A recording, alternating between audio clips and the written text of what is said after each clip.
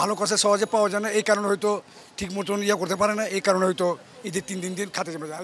জি জি জি, ঈদের পর দিন দেয়। অনেকে ফার্স্ট ডেতেও দেয়, এমন না যে ঢাকাইরা শুধু দ্বিতীয় দিনই দিচ্ছে। ঈদের দ্বিতীয় দিন যে কোরবানিটা দেন, মানে এটার বিধান তো অবশ্যই আছে, তাছাড়াও আপনাদের কালচারাল কোনো আসলে।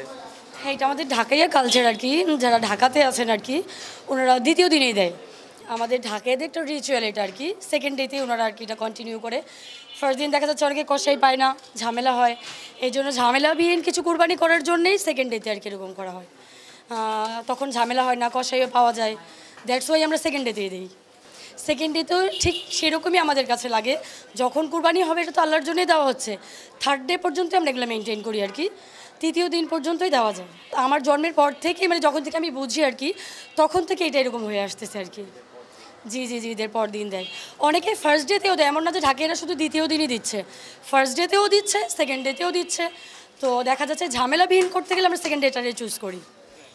এই ধরেন পুরান ঢাকাতে আপনি 200-250 বছর ধরে আমরা ছোটোবেলাতে দেখতেছি, বাপদাদারা ওই দেখে আসতেছি 3 দিন পর জোহরের আগে আপনার এই কোরবানিটা হয়, এটাই দেখতেছি আমরা। আর এখন ওই রেওয়াজটা ধরে রাখছে পুরান ঢাকার মানুষরা।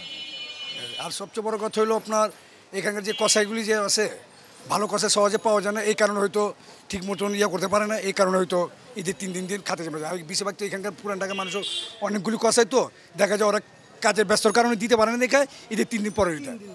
কষা ব্যাপারটা যে সবার ফ্রি থাকে 3 দিন পর, তো আপনার অনেক জায়গায় আপনার কোরবানি জিনিসটা হয় না, কষা একটু 3 দিন পরে ফ্রি থাকে, ওই কারণে একটু সুবিধা হয় দেওয়ার জন্য, কথা বুঝছেন।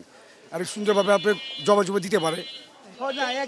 একই আমাদের এই পুরান ঢাকার তো সবসময় শুরু থেকে দেখলাম ঈদের 2 দিন, একদিন পরের দিন, ঈদের দিন পরের দিন, তারপরের দিন, 3 দিন পরে এই ইমেজটাই থাকে, এই খুশিটাই থাকে।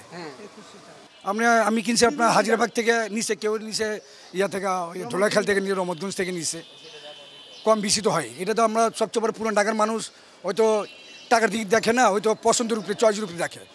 3 লাখ 4 লাখ টাকা হোক অসুবিধা, একটা সৌন্দর্য, একটা গুরু ব্যাপার স্যাপার, আল্লাহ রাস্তায় কোরবানি করবে, এই সৌন্দর্য দেখে, এই আর কিছু না। এবার আপনার দেখা গেছে গত বছর তো অনেকগুলি হয়েছে, এবার মনে কম হয়েছে আমি যেটা দেখছি। আমাদের কালচারের বিষয় যেরকম ঈদের থেকে নিয়ে ঈদের 3 দিন পর্যন্ত আমরা কোরবানি ছোটো থেকে দেখে আসতেছি, জন্মের পরের থেকে। এরপরে বাপদাদারা তো করছেই, হ্যাঁ হ্যাঁ, ওইটা তো আছেই। যেরকম আমরা ঈদের দিন ম্যাক্সিমাম 3 দিন পরি হয়, ঈদের দিন কষাই পাওয়া যায় না। যেরকম একটা পাইলে নানান দিকে কাজ থাকে, যে ভাই আপনি এটা একটা ফালাবো, আরেক জায়গায় একটা ফালাবো, এইভাবে আর কি ওরা টাইমটা মেনটেন করে নেয়। এই জন্য আমরা ঈদের দিন ফালাই, ঈদের পরের দিন, এরপর ঈদের তৃতীয় দিন তখন আমেজটা আরও বেশি থাকে, তখন রোডঘাট ফাঁকা থাকে, কষাই ফ্রি পাওয়া যায়, খাতি জামা সুন্দরভাবে কাজ করা যায়।